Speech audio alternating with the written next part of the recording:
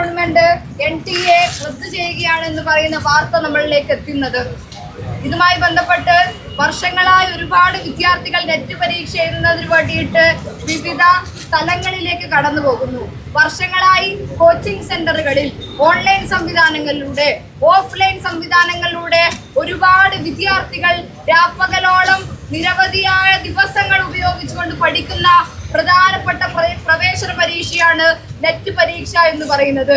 വർഷത്തിൽ 2 തവണ നെറ്റിന്റെ പരീക്ഷകൾ വരുമ്പോൾ ഇപ്പോൾ നിലവിൽ പരീക്ഷ എഴുതുവാൻ വേണ്ടിയിട്ട് തയ്യാറാവുന്ന വിദ്യാർത്ഥികൾക്ക് വലിയ ആശങ്കയാണ്. ഈ രാജ്യത്തിനകത്ത് ഏതെങ്കിലും ഒരു പരീക്ഷ എഴുതണമെങ്കിൽ ഞങ്ങൾക്ക് വലിയ ആശങ്കയാണെന്ന് ഈ നാടിനകത്തെ എല്ലാ വിദ്യാർത്ഥികളും ഒറ്റ സ്വരത്തിൽ ഒറ്റക്കെട്ടായി പറയുന്ന ഒരുപാട് അനുഭവങ്ങൾ നമുക്ക് മുന്നിലിരിക്കുകയാണ്.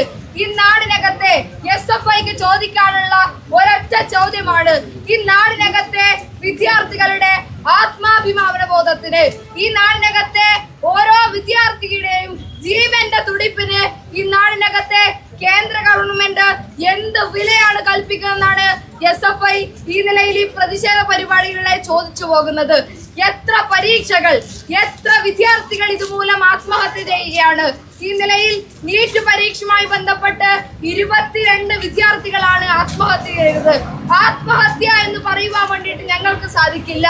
ഇത് കേവലം ആത്മഹത്യയല്ല, ഈ നാടിന്റെ ഭരണകൂടം കൊന്നു തള്ളിയ 22 വിദ്യാർത്ഥികളാണ് ഇവരെന്ന് നമ്മൾ നിർബന്ധമായും പറഞ്ഞു പോവുകയാണ്.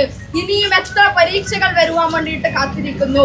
ഡിസംബർ മാസത്തെ നെറ്റ് പരീക്ഷയ്ക്ക് വേണ്ടിയിട്ട് ഇന്നും രാപ്പകലില്ലാതെ ഒരുപാട് അധ്വാനിച്ച എത്ര വിദ്യാർത്ഥികൾ ഈ നാടിനകത്ത് പഠിച്ചു പോവുകയാണ്. ഈ വിദ്യാർത്ഥികളുടെ മുന്നിലേക്കാണ് ഈ നിലയിൽ 3ഓളം സബ്ജക്റ്റുകൾ ഇതാ റദ്ദ് ചെയ്തിരിക്കുന്നു എന്ന് പറയുന്ന വാർത്ത കടന്നു വരുന്നത്.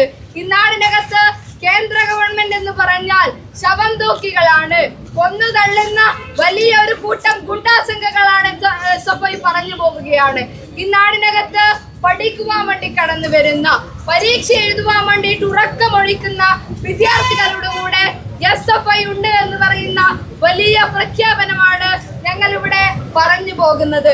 ഞങ്ങളുടെ സമരത്തെ പറ്റി ഈ നാടിനകത്തെ മനുഷ്യർക്ക് എല്ലാവർക്കും അറിയാം. ഞങ്ങളുടെ സമരങ്ങളുടെ രീതിയെ പറ്റി ഈ നാടിനകത്തെ പലർക്കും അറിയാം. ജന്തർ മന്ദിറിനകത്ത് സമരം ചെയ്യുന്ന വിദ്യാർത്ഥികളെ അടിച്ചോടിക്കുന്ന പോലീസിനെ നമ്മൾ കണ്ടിട്ടുണ്ട്. ലാത്തി ഉപയോഗിച്ച് മർദ്ദിക്കുന്ന പോലീസിനെ നമ്മൾ കണ്ടിട്ടുണ്ട്. ഈ നിലയിൽ എന്തൊക്കെ മർദ്ദോപാധികളുണ്ടോ അതൊക്കെ ഉപയോഗിച്ചുകൊണ്ട് വിദ്യാർത്ഥികളെ ആട്ടിയോടിക്കുന്ന ഭരണകൂടത്തെ SFI കണ്ടിട്ടുള്ളതാണ്. ഈ നാടിനകത്ത് ഞങ്ങൾ സമരം ചെയ്യുന്നുണ്ട്. ഞങ്ങളുടെ കയ്യിൽ ഒരു മർദ്ദനോപാധികളുമില്ല, ഞങ്ങളുടെ കയ്യിൽ ലാത്തികളില്ല, കടാരകളില്ല, മറ്റൊന്നുമില്ല. ഞങ്ങളുടെ കൂടെ അനേകായിരം വിദ്യാർത്ഥികളുണ്ട്. അതാണ് SFIയുടെ കരുത്ത്. ആ കരുത്തുമേന്തി ഞങ്ങൾ ഏത് മല കയറിയാലും, ഏത് കടൽ കടന്നങ്ങ് കയറിപ്പോയാലും, മുദ്രാവാക്യം വിളിച്ചാലും ഞങ്ങൾ വിജയിച്ചു മാത്രമേ ആ കര കയറി SFI വരികയുള്ളൂ എന്ന് മാത്രം എല്ലാവരെയും ഓർമ്മിപ്പിച്ചുകൊണ്ട് ഈ പരിപാടി ഇവിടെ ഉദ്ഘാടനം ചെയ്തതായി അറിയിക്കുന്നു. മുഴുവൻ സഖാക്കളെയും SFIക്ക് വേണ്ടി അഭിവാദ്യം ചെയ്യുന്നു.